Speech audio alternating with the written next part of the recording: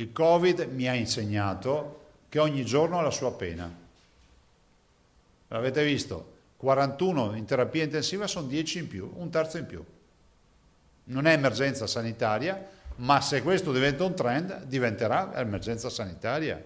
Così il presidente del Veneto all'aggiornamento sui dati dell'epidemia. Attenzione massima alla curva dei contagi perché la pressione sugli ospedali comincia a farsi sentire con 362 ricoverati e 41 in terapia intensiva. 41 non sono un problema gestionale in questo momento, non sono un problema gestionale. Noi abbiamo 464 terapie intensive, le possiamo portare tranquillamente a 1.000.000, tranquillamente vuol dire paralizzare tutta la sanità, ma le possiamo portare a 1.000.000 per salvare la vita a 1.000 persone.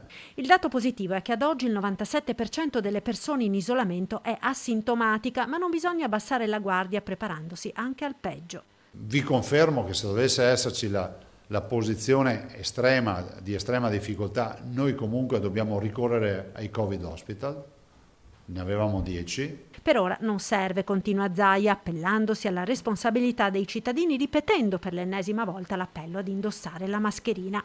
Ci sono poi le nuove misure inserite dal governo nel nuovo DPCM per contenere i contagi. La discussione con le regioni è andata avanti fino a notte fonda.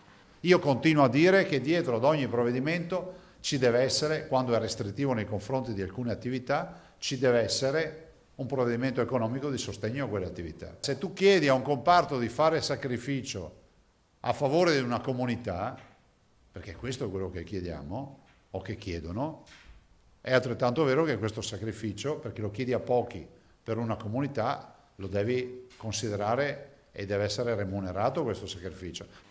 Altro elemento di discussione posto da Zaia al governo è quello degli assembramenti sui mezzi pubblici, ricordando che in Veneto ci sono ogni giorno oltre 700.000 studenti che li usano. Capite che se cominciamo a prendere le ultime 2 classi, le ultime 3 classi, facciamo didattica a distanza, che so, un giorno alla settimana, 2 giorni o una settimana sì e 3 no, vanno a scuola, eccetera, capite che si toglie tanta pressione ai trasporti. Leggo che il ministro Azzolina dice non se ne parla, ok, segnatevi la data e tutto, vedremo. Se le cose dovessero peggiorare magari poi ci ritroviamo le scuole chiuse.